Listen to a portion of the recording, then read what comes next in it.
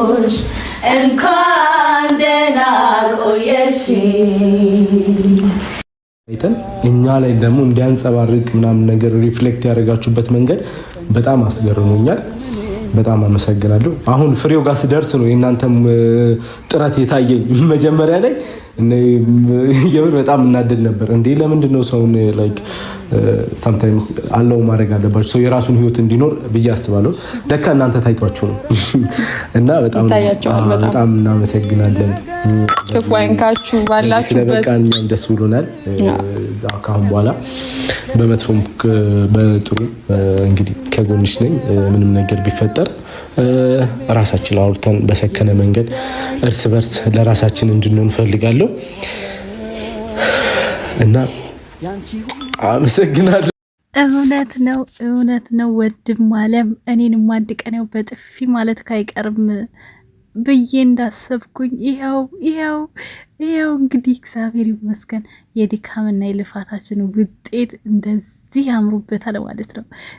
ሰላም እንዴት ናችሁ? ውድና የተከበራችሁ በመላው ዓለም የምትገኙ ኢትዮጵያውያን እንዲሁም ኤርትራውያን ቻናል ቤተሰቦች እንዴት ናችሁ? ሁሌም ደህና ናችሁ? ሁሉ ሰላም ሁሉ መልካም እግዚአብሔር ይመስገን። እኔ ጋር ሁሉ ሰላም ሁሉ መልካም፣ እናንተ ጋር ሁሉ ሰላም ሁሉ መልካም እንደሚሆን ተስፋ እያደረኩ ይህን ቪዲዮ ስትጀምሩ እንደተለመደው ላይክ፣ ሼር፣ ሰብስክራይብ በማድረግ ሰብስክራይብ ስታደርጉ የደወል ምልክቱን በመጫን ቤተሰብ ትሆኑ ዘንድ በአክብሮት እየጋበዝኩ የተለመደ ሀሳብ አስተያየታችሁን በኮሜንት እንድትሰጡኝ እያልኩኝ እንግዲህ ዛሬ በጣም ለሁለተኛ ጊዜ ነው እዚህ ቤት ውስጥ ደስ ያለኝ ማለት ይቻላል።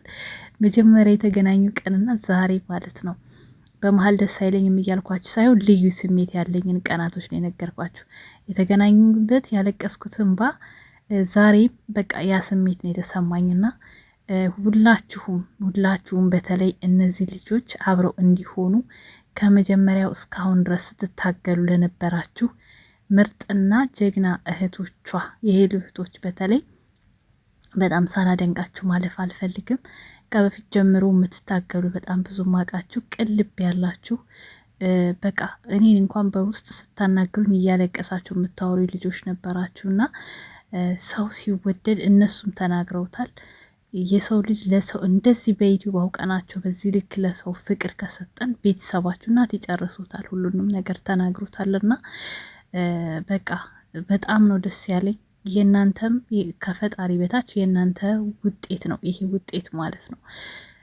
አንዳንድ ጊዜ ልጅ ሲያጠፋ እናት ወይም ደግሞ ታላቅ እህት ወይም ታላቅ ወንድም ይመክራልና እኛ ከነሱ በእድሜ በልጠንም ማንበልጥም የምንበልጥም ሆነን ነው ታግለን ይህን ውጤት ያመጣ ነው።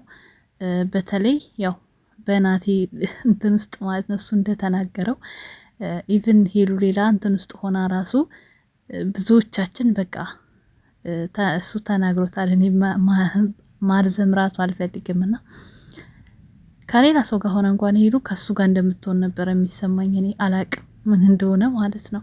አንድም ቀን ሄሉና ናቲ ተለያይቷል ብዬ ሳላስብ ነው ጭራሽ የተገናኙት ማለት ነውና ይህ የእግዚአብሔር ስራ ነው። እንግዲህ ፈጣሪ ሁን ያለው ነገር እስካሁን ድረስ ሆነ። እግዚአብሔር ሁሉም በጊዜው የሚያደርግ አምላክ ነውና በጊዜው አደረገ።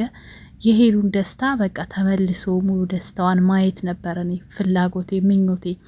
ሴት ልጅ ነኝ ገባችሁ? የሴት ልጅ ስሜት እረዳለሁ። የሴት ልጅ ውስጥ በቃ እንዴት ታነባላችሁ። ሄሉ ደግሞ በብዙ ነገሮች የተጎዳች ስለሆነች ከጎኗ አለው የሚላት ችግሯን የሚረዳት በቃ የሆነ ነገር በምትደክም ሰዓት የሚያበረታት ሰው ያስፈልጋታል። እሱ ደግሞ ናቲ ነበረ። በቃ የእሷ ጎደሎ እውነቱን ስነግራችሁ ናቲ ነው። ምክንያቱም በቃ ነፃነቷ ሁሉ ነገሯ ያለው እሱ ጋር ነው የቀረው። በቃ ከዛ በኋላ የምታረጋቸው ነገሮች ሁሉ የማስመሰል ናቸው። የእውነተኛ የምታውቋት ሰዎች የእሷን እንትን በደንብ ትረዳላችሁ ብዬ አስባለሁኝ።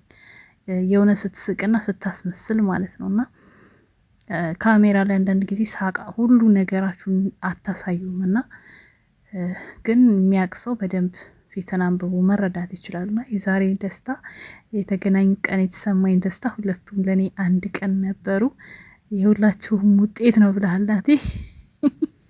የሁላችንም ውጤት ነው። እግዚአብሔር ይመስገን ደስ ብሎኛል። በተለይ ጥቂት ሰዎች እኔ ማቃችሁ በብዙ ነገር በቃ በጸሎት ጭምር እባክሽ ሳምሪ በርቺ፣ እንደዚህ አርጊ፣ ሀሳብ ሽጫቸው ብቻ በቃ በጣም ብዙ ነገር ትሉኝ ነበረ።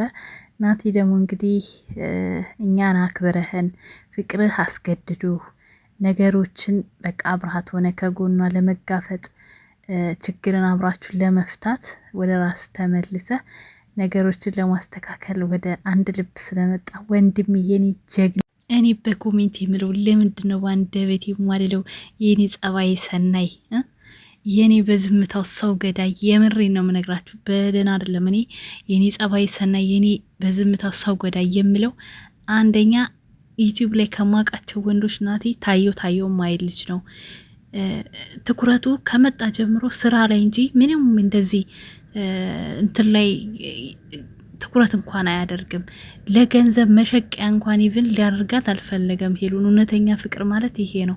በተጣሉ ሰዓት በቶ ብዙ ማውራት ብዙ ማለት ይችል ነበረ። ገባችሁ? እንደገና ደግሞ ያችን 2-3 ቪዲዮ እንኳን ሲሰራ የነበረው እናንተ አንዳንድ ኮሜንታተሮች እየሄዳችሁ በግድ የሷን ስም ሜንሽን እያረጋችሁ ስትሰድቡ ስለነበረ ነው እንጂ በእሷ ምንም ነገር ክፉ ወጥቶት ማያቅም ሊወጣው አስቦ ማያቅም። ሲጀመር ይሄ የምታዩት ነገር ስለነበረ ነው። ምክንያቱም እውነተኛ ፍቅር ስላለው ነው። ብዙዎቹን እኮ እያየን ነው ሲጣሉ ምን አይነት ድራማ ይዘው እንደሚመጡ። በደልን ብለው ነው አይደል የሚመጡት። እሱ ግን ተጣልተው እንኳን ይቅናት ነው ሲል የነበረው። እሷም ደግሞ እንደዛው።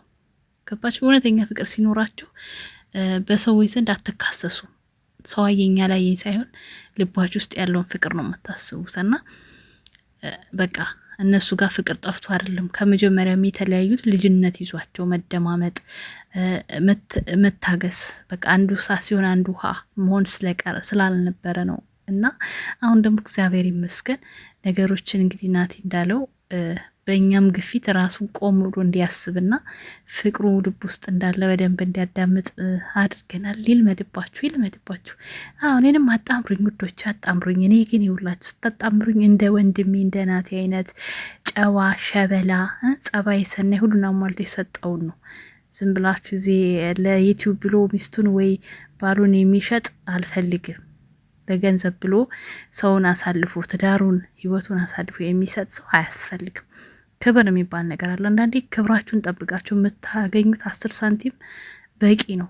ክብራችሁን አውርዳችሁ ሚሊዮን ከምታገኙና ወደፊት በጥሩ በትልቅ ነገር እንደ ድሮ በሚያዝናና እንደ ዘንድሮ ዩቲዩበሮች ባልተጨመላለቀ ደስ በሚል ቪዲዮ እንደ በፊታችሁ እንጠብቃችኋለን።